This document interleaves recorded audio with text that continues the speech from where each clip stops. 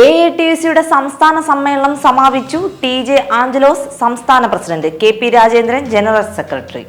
മുഖ്യമന്ത്രിയുടെ ശുപാർശയില്ലാതെ മന്ത്രിയെ മാറ്റാൻ ഗവർണർക്ക് അധികാരമില്ലെന്ന് സുപ്രീം കോടതി. നമസ്കാരം. ഈ മണിക്കൂറിലെ ഏറ്റവും പ്രധാനപ്പെട്ട 10 വാർത്തകളുമായി ജനയുഗം ഓൺലൈൻ മോജോ ന്യൂസിലേക്ക് സ്വാഗതം.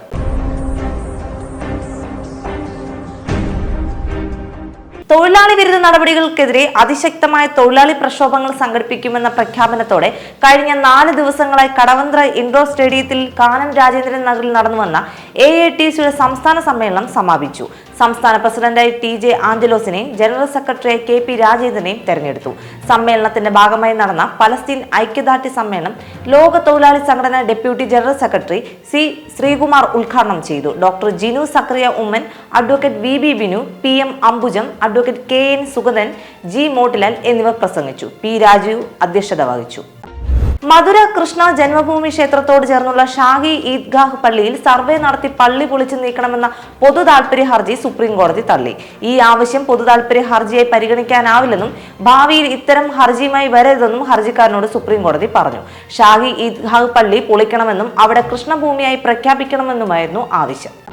നവകേരള സദസ്സിന്റെ ഭാഗമായി ലഭിച്ച തദ്ദേശ സ്വയംഭരണ വകുപ്പുമായി ബന്ധപ്പെട്ട എല്ലാ നിവേദനങ്ങളിലും ജനുവരി 31-നകം പരിഹാര നടപടി സ്വീകരിക്കുമെന്ന് തദ്ദേശ സ്വയംഭരണ എക്സൈസ് വകുപ്പ് മന്ത്രി MB രാജേഷ് അറിയിച്ചു. കൗണ്ടറുകളിൽ ലഭിച്ച 1,59,168 നിവേദനങ്ങളാണ് തദ്ദേശ സ്വയംഭരണ വകുപ്പിന്റെ ജില്ലാതല സംവിധാനങ്ങളിലേക്ക് കൈമാറിയിട്ടുള്ളത്. മുഴുവൻ നിവേദനങ്ങളും തീർപ്പാക്കിയെന്ന് ഉറപ്പാക്കാനായി ജനുവരി 22, 23, 24 തീയതികളിൽ ജില്ലാ തലത്തിൽ സ്പെഷ്യൽ ഡ്രൈവ് നടത്തുമെന്നും അദ്ദേഹം പറഞ്ഞു.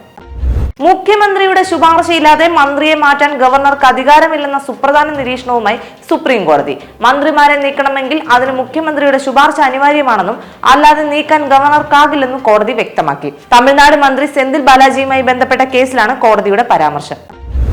ആന്റിബയോട്ടിക്കുകളുടെ അമിത ഉപയോഗം തടയാൻ സംസ്ഥാനത്ത് ഓപ്പറേഷൻ അമൃത് എന്ന പേരിൽ ഡ്രഗ്സ് കൺട്രോൾ വിഭാഗം പരിശോധനകൾ ആരംഭിക്കുന്നു. പൊതുജന പങ്കാളിത്തത്തോടെയായിരിക്കും ഇത് നടപ്പിലാക്കുന്നത്. കുറിപ്പടിയില്ലാതെ ഏതെങ്കിലും ഫാർമസികൾ ആന്റിബയോട്ടിക്കുകൾ വിൽക്കുന്നത് ശ്രദ്ധയിൽപ്പെട്ടാൽ പൊതുജനങ്ങൾക്കും വിവരം നൽകാവുന്നതാണെന്ന് ആരോഗ്യമന്ത്രി വീണ ജോർജ് അറിയിച്ചു. അറബിക്കടലിൽ കടൽ കൊള്ളക്കാർ റാഞ്ചിയ കപ്പലിലെ 15 ഇന്ത്യക്കാരടക്കം 21 ജീവനക്കാരെ ഇന്ത്യൻ നാവികസേന മോചിപ്പിച്ചു.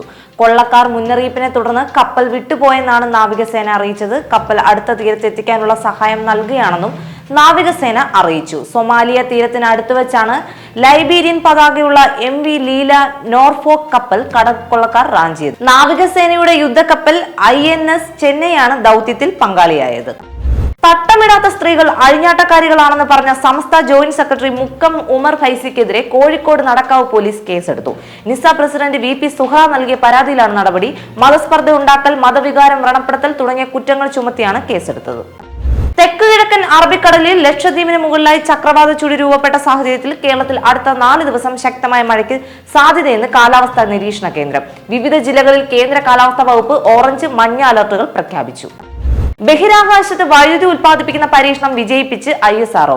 ഫ്യൂവൽ സെൽ പവർ സിസ്റ്റം പരീക്ഷണമാണ് വിജയം കണ്ടത്. 350 കിലോമീറ്റർ ഉയരത്തിൽ 180 വാൾട്ട് വൈദ്യുതിയാണ് ഫ്യൂവൽ സെൽ ഉൽപ്പാദിപ്പിച്ചത്.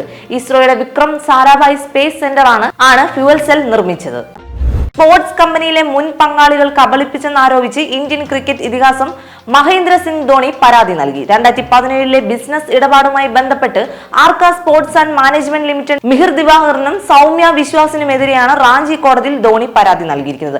15 കോടിയിലധികം രൂപ കബളിപ്പിച്ചെന്നാണ് ആരോപണം. ജനയുഗം ഓൺലൈൻ മോജോ ന്യൂസിൽ വീണ്ടും കാണാം. കൂടുതൽ വാർത്തകൾക്കും വീഡിയോകൾക്കുമായി ജനയുഗത്തിന്റെ വെബ്സൈറ്റ്, YouTube ചാനൽ എന്നിവ സന്ദർശിക്കുക.